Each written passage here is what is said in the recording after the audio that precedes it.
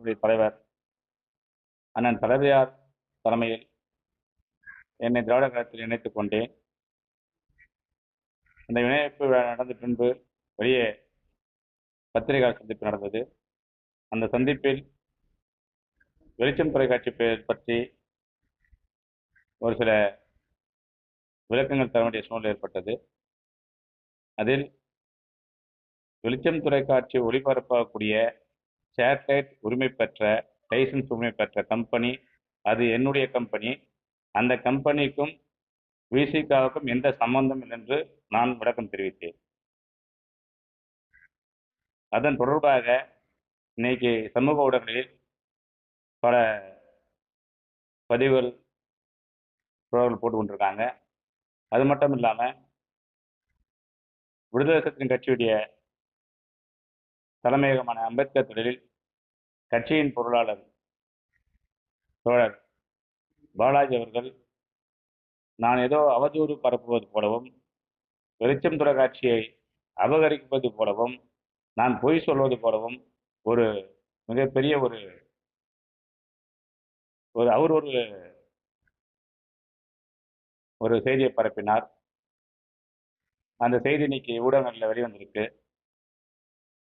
வெளிச்சம் தொலைக்காட்சிக்கு ஒரு தொலைக்காட்சி 2016ஆம் ஆண்டு தொடங்கப்பட்ட பொழுது அது ஒரு லைசன்ஸ் இருக்கக்கூடிய சேட்டலைட் இருக்கக்கூடிய ஒரு வாடகை லைசன்ஸ் எடுத்து அதில் நாங்கள் ஒளிபரப்பு செஞ்சோம். நாங்கள் செய்யும் பொழுது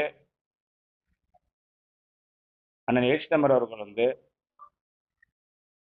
பிஜேபி பற்றியும் ஆர்எஸ்எஸ் பற்றியும் மிக கடுமையான ஒரு விமர்சனங்களை வைக்கும் பொழுது அந்த சேட்டலைட் உரிமை பெற்ற அந்த சேனலுடைய ஓனர், கம்பெனி ஓனர் அது என்னிடத்தில் உங்களுடைய தலைவர் பிஜேபி ரொம்ப கடுமையாக விமர்சிக்கிறார். அதனால் உங்களுக்கு அந்த ஒளிபரப்பு லைசன்ஸை தர முடியாது, நம்ம அதை ஸ்டாப் பண்ணுங்கன்னு சொன்னாங்க. அதை நான் தலைவரிடத்தில் சொன்ன பொழுது தலைவர் அவ்வளோ பணம் இப்போதைக்கு நம்ம நெருக்கடி இருக்கோம், அவ்வளோ பணம் இல்லைன்னு சொன்னபோது அந்த லைசன்ஸை நானே வாங்குறேன் அண்ணன்னு சொல்லி அந்த லைசன்ஸை நான் வாங்கினேன். அந்த லைசன்ஸுடைய கம்பெனி பேர் 7 நெட்வொர்க் பிரைவேட் லிமிடெட் கம்பெனி. அந்த கம்பெனியுடைய முழு 100% ஷேரும் என்னுடைய குடும்பத்தினர் பேர் தான் இருக்குது. அது குடும்பத்துடைய ஷேர். ஒரு காலகட்டத்தில் அந்த அந்த லைசன்ஸில் வெளிச்சம் டிவி தன்னுடைய ஒளிபரப்பை தொடங்கி இன்று வரை நடத்தி கொண்டிருக்கு. அதுதான் என்னுடைய கம்பெனி. என்னுடைய கம்பெனி நான் சொன்ன தவிர்த்து வெளிச்சம் டிவி நான் சொல்ல, நான் எங்கேயாவது சொல்லியிருக்கேன்னு சொல்ல. நான் அதே போல பாலாஜி அவர்கள் மருதம் தொலைக்காட்சி மருதம் டெலிவிஷன் பிரைவேட் கம்பெனிக்கும் எனக்கு சம்மந்தம் இல்லைன்னு சொல்றாரு. அந்த மருதம் டெலிவிஷன் பிரைவேட் கம்பெனியில் 40% ஷேர் எங்கிட்ட தான் இருக்கு. அந்த ஷேர் சர்டிஃபிகேட் எங்க இருக்கு உங்களுக்கு நான் ஷோ பண்றேன். அப்போ அது தலைவர் ஏசிதம்பரம் அவர்கள் நமக்குன்னு ஒரு ஊடகத்தை தொடங்கணும்னு சொல்லி அவருடைய பொன்விழா ஆண்டை முன்னிட்டு நாடு முழுக்க சென்று தங்கத்தை வாங்கி அது மூலியமா அந்த தொலைக்காட்சி சொன்ன பொழுது அப்போ தொலைக்காட்சி தொடங்குன்றது உங்களுக்கு கூட பல பேருக்கு தெரியும் அது எவ்வளோ பெரிய விஷயம்னு சொல்லி. அந்த விஷயம் அந்த ரூபால பண்ண முடியாத பட்சத்தில் அப்போ நான் அப்போ தலைவர்கிட்ட சொல்லி ஏற்றமர்கிட்ட சொல்லி அதை நம்ம இந்த சேனலில் ஆரம்பிக்கப்பட்டது. அப்போ நான் பொய்யான ஒரு செய்தியை சொல்வதாகவும் நான் இதை அபகரிப்பது போலவும் ஒரு செய்தி பரப்புறாரு. அந்த சேனலை தொடங்கும்போது எனக்கும் ஏற்றித்தமிழ் மட்டும்தான் அது எவ்வளோ பெரிய சவாலான வேலை, அதை எப்படி நான் அதை சந்தித்தேன் சொல்லி தெரியும். அதாவது காலையிலிருந்து நைட்டு 12 மணி வரைக்கும் வெளிச்சம் தொலைக்காட்சி உள்ளே தான் இருப்பாங்க. அதை இரவு பகலாக பார்த்து அந்த சேனலை வளர்த்தவன் நான் தான். அது மட்டும் இல்லை, உங்களுக்காக தெரியும், இன்னொரு விஷயம் தெரியும், சேட்டலைட் ஓனர்களுக்கு தெரியும், ஒரு சேனலை பிளேஸ்மெண்ட் பண்ணுறது எவ்வளோ பெரிய காரியம்னு தெரியும். ஒரு சேனல் ஆரம்பிச்சிடலாம், நிறைய பேர் சேனல் ஆரம்பித்து இன்னைக்கு அது அது வந்து ஏரில் போயிருக்கும். ஆனால் கிரவுண்டில் போய் வீடுகளுக்கு போய் சேராது. ஏன்னா ஆப்ரேட்டர்கிட்ட போயிட்டு ஒவ்வொரு வருடத்துக்கும் ஒரு கேரேஜ் ஃபீஸ் தரணும். எந்த கேரேஜ் ஃபீஸும் இதுவரைக்கும் நம்ம கொடுத்தது கிடையாது. நாங்கள் வெளிச்சம் டிவி கொடுத்தது கிடையாது. ஏன்னா நான் வந்து பேசிக்காக நான் ஒரு கேபிள் டிவி ஆப்ரேட்டர். நான் அதன் அடிப்படையில் இருக்கிற எல்லா ஆப்ரேட்டருக்குமே என்னுடைய நண்பர்கள் எனக்கு இது வரைக்கும் வந்து அப்படி தான் இந்த சேனலை வந்து இருக்க வரைக்கும் ரன் பண்ணிட்டு இருக்கோம். நான் அந்த செய்தியாளர் சர்டிஃபிகேட் நான் சொன்னேன். நான் அது இந்த சேனல் வந்து எழுச்சி தமிழுக்காக வாங்கப்பட்ட சேனல். அவருக்காகவே தான் இந்த சேனல் வந்து தொடரும் சொல்லிட்டு தான் வந்தேன். அது வந்து நான் வந்து அபகரிக்காத போலவும் அதாவது அதை நான் பொய் சொல்கிற மாதிரியும் பாலாஜி வந்து ஒரு பொய்யான தகவல் இன்னைக்கு வந்து ப்ரெஸ் மீட்டை கொடுத்துருக்காரு. அதாவது மருதம் டெலிவிஷனுக்கு எனக்கு சம்மந்தம் இல்லைன்னு சொல்கிறார். மருதம் டெலிவிஷனுடைய 100% ஷேரில் 40% ஷேர் எங்கள் தான் இருக்குது. அது குறிப்பாக என்னுடைய பேர் தான் இருக்குது. இது வந்து ஏற்றுடைய போராடக்கூடிய விடுதலை சிறுத்தைகளுக்கு இது தெரியப்படுத்தணும் தான் என்னுடைய ஒரு ஒரு இதுவாக என்னுடைய வாஞ்சியாக இருந்தது. ஏன்னு கேட்டாக்க இப்போ முகநூலில் இந்த விஷயம்லாம் தெரியாது. ஏன்னா இதெல்லாம் வந்து எனக்கும் ஏசுதவங்க மட்டும் தெரிஞ்ச உண்மை. நான் இது வரைக்கும் எங்கேயும் போயிட்டு ஏதாவது முன்னணி தொடர் கூட தெரியாத எஸ் பாலாஜி வந்து தெரியாம தான் பேசியிருக்காரு. தெரிஞ்சிருந்தா பேசிருக்க மாட்டாரு. நான் போய் சொல்றேன்னு சொல்லிக்க மாட்டாரு. தெரியாம தான் பேசியிருக்காரு. ஏன்னா ராகு போலா வந்து இதை பாராம இந்த சேனலை வந்து இன்னை வரைக்கும் அதை வந்து நடந்துட்டு இருக்குனாக்கா அதுக்கு நான் ஒரு முக்கியமான காரணம். அதுவும் இல்லாமல் வந்து விடுதலை சிறுத்தைகள் வந்து பல ஊடகங்களில் பல புத்தகம் கூட வந்து ஆரம்பித்தாங்க. ஆனால் நடத்த முடியல. ஆனால் இன்னைக்கு வந்து வெளிச்சம் தொலைக்காட்சி இன்னைக்கு வரைக்கும் அது வந்து லைவ்ல ஏரில் போயிட்டு இருக்கு. அதனால் வந்து இதை தவறான ஒரு செய்தியை வந்து பாலாஜி பதிவிருக்காரு. அவருக்கு வந்து ஒரு பதிலாக தான் நான் சொல்கிறேன்.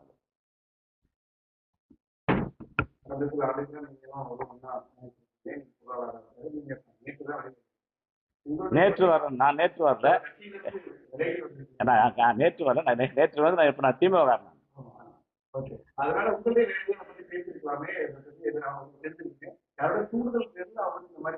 எனக்கு வந்து என்னன்னாக்கா இது வந்து எழுச்சி தமிழுக்கு தெரிஞ்சுதான் இவர் பேசுறாரா தெரியாம பேசுறாரா அந்த ஒரு சந்தேகம் எனக்கு இருக்கு. எனக்கு அதாவது மருதம் தொலைக்காட்சி மருதம் அதாவது டெலிவிஷன் கம்பெனிக்கும் பனையூர் பாபுக்கும் இதை வந்து சம்மந்தம்னு சொல்றாரு. வேற கேள்வி இருக்கா உங்களுக்கு?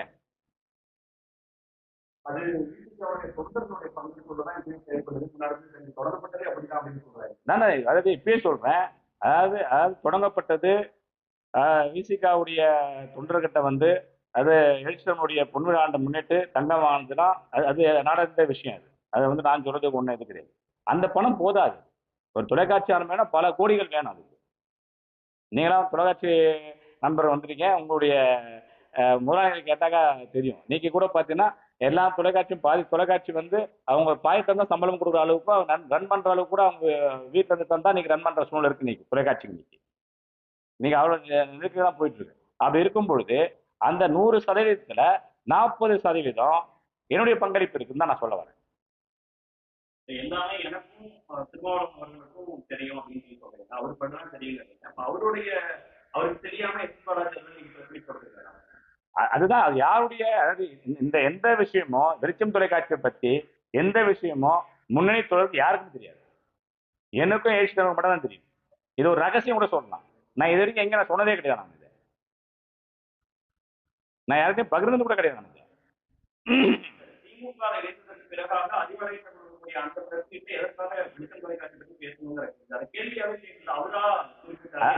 அது எப்படின்னாக்கா நான் வந்து ஒரு கட்சி இருந்து வெளியே வந்துட்டேன். அந்த கட்சியில வந்து என்னுடைய பங்களிப்பு என்னன்றது நான் சொல்லணும் இல்லை. இன்னைக்கு வந்து ஒரு கட்சிக்கு ஊடகம் வந்து எவ்வளவு பெரிய சப்போர்ட்னு சொல்லணும் இல்லை. அவர் இன்னொன்னு சொல்றாரு பாலாஜி அவர்கள். என்ன சொல்றாரு? 2016க்கு முன்னாடி வந்து எல்லா சேனலையும் வந்து விடுதலை சிறுத்தையை பத்தி ஆர்டிக்கல் எழுதினாங்க போட்டான்னு சொல்லுவாங்க.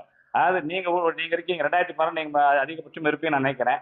அதாவது விடுதலை சிறுத்தையை பத்தி எத்தனை ஊடகங்களை வந்து இப்ப இன்னைக்கு இருக்க மாதிரி இப்ப இன்னைக்கு வந்து பாத்தீங்கன்னா டெல்லியில வந்து அனைத்து கட்சி கூட்டத்தில் இந்தியா கூட்டத்தில் கலந்து பேசியிருக்காரு. இன்னைக்கு எல்லா சேனலையும் அதான்.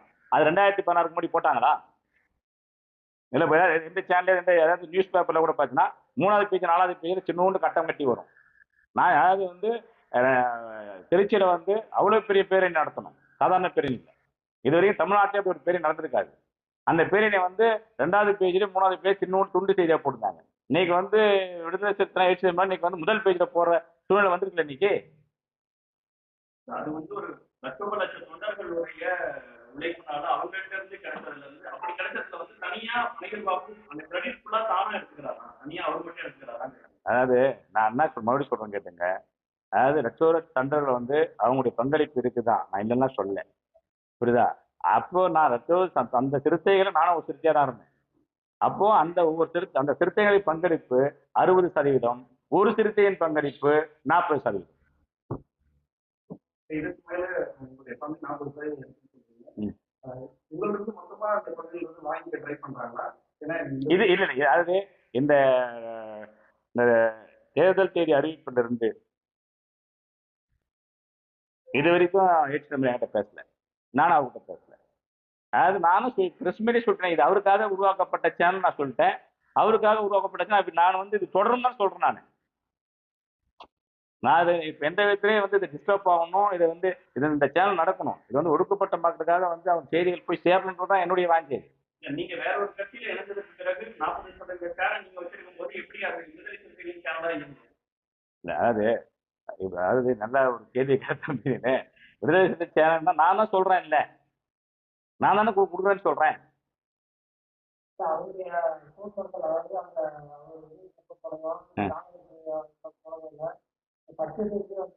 சரி,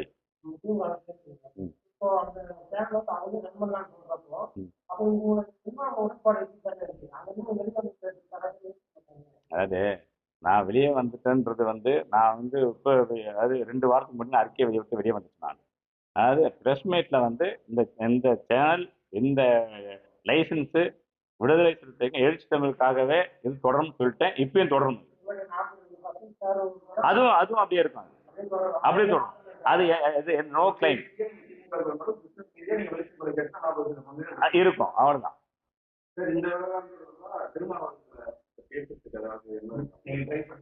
நான் இதை ட்ரை பண்ணேன். அதாவது இப்ப என்னுடைய ஒரே கேள்வி எஸ்எஸ் இப்போ வந்து பொலிட்டிக்கலா தான் நான் கேட்கிறேன், டெக்னிக்கலி பேப்பர்ஸோட இன்னொரு டைம் எடுத்து தொலைக்காட்சி பத்தி பேசுவோம் அப்படின்னு சொல்லி சொல்றாரு. அப்படி இருக்கும்போது நீங்க அவர் வந்து எங்கிட்ட என்ன பேப்பர் இருக்க, இது வந்து எப்படின்னா இது வந்து ஒரு அதாவது மத்திய அரசுடைய ஒன்றிய அரசுடைய எம்ஐபி அதாவது மினிஸ்டர் ஆஃப் பிராட்காஸ்டிங்கால வழங்கப்படுற ஒரு லைசன்ஸ். அந்த லைசன்ஸ் வந்து அதாவது என்னுடைய என்னுடைய என்னுடைய பசங்க அவங்க 2 பேர் தான் அதுக்கு டைரக்டருங்க. 100% ஷேரும் அவங்க பேர் தான் இருக்கு. இல்ல பாக்குற மக்களுக்கு தெளிவா, ஏன்னா குறிப்பிடும் போது வந்து சேனலுக்காக சேட்டலைட் வந்து ஒரு மினிமம் பார்ட் தான், அதை ஃபுல்லா வச்சிருக்கீங்க சேனலே நான் வச்சிருக்கேங்கிற மாதிரி பண்ணியிருப்பாங்க. அதாவது இதாங்க தம்பி, நான் மறுபடியும் நான் சொல்றேன்னாக்கா இந்த அவருக்கு வந்து எஸ் பாலாஜி வந்து அவருக்கு வந்து இது டெக்னிக்கலா அவருக்கு தெரியாத அவர் பேசியிருக்காருன்னு நான் நினைக்கிறேன். 2வது அவர் எழுச்சித்தமிழுடைய அனுமதியோட பேசியிருக்காருன்னு எனக்கு தெரியல. எனக்கு அதுல வந்து ஒரு சந்தேகம் இருக்குது எனக்கு. அது வந்து அவர் வந்து கட்சியுடைய தலைமையகத்துல வந்து பிரஸ் மீட் நடத்திருக்காரு. அது வந்து அவருக்கு தெரியுமோ, தலைவருக்கு எழுச்சித்தமிழ் தெரியுமோ தெரியாதான் தெரியாது எனக்கு, புரியுது. ஆனா அவர் வந்து நான் வந்து பொய் சொல்றேன், நான் அபகரிப்பேன்னு சொல்றது வந்து மிக அது கொஞ்சம் வன்மையா கண்டிக்கக்கூடிய செயல். பொருளாதார ரீதியா பெரிய 40% ஒரு ஃபியூச்சர் மட்டும் சேட்டலைட்டோட ரைட்ஸ் உங்களுக்கு தான் இருக்கும்போது அதை அப்படியே விட்டு கொடுக்க நீங்க தரேன்றேன். இல்ல, அது சேட்டலைட் உரிமம் 100% தனி கம்பெனி. அது மட்டும் இல்ல மருதம் டெலிவிஷன் ப்ரொடக்ஷன் கம்பெனில 40% ஷேர் இருக்குன்னு தான் சொல்றேன்.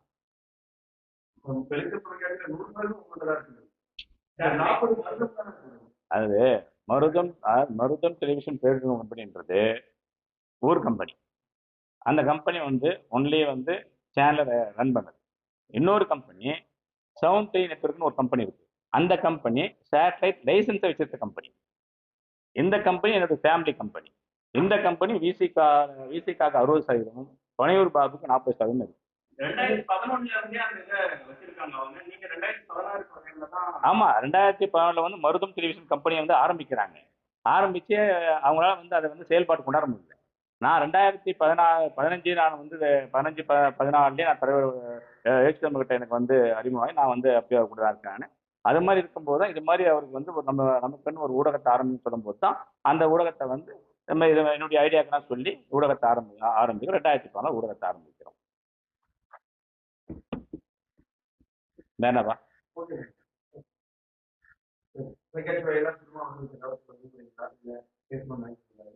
அது இது தம்பி பந்த விட்டு போய் சொல்ல. அதாவது ஒரு நிமிஷம் நான் கேட்டேன் வெளிச்சம் மைக்கங்கன்னு கேட்டேன் நானு.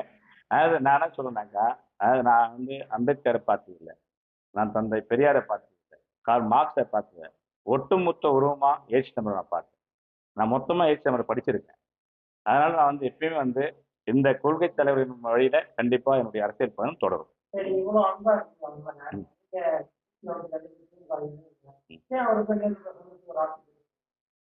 அவரு அந்த அந்த டைம்ல ஊர்ல இல்ல. அவரு இப்ப கூட வந்து நேற்று கூட ஊர்ல இல்ல. அது அது அவர் நினைப்ப சொல்லணும். அது எனக்கு அவர் மேல எனக்கு எந்த கடுகளவு கூட அவர் மேல வருத்தமோ அவர் மேல எந்த கோபமும் கிடையாது. அவர் மேல பாசம் மட்டும் தான் அதிகமா இருக்கு.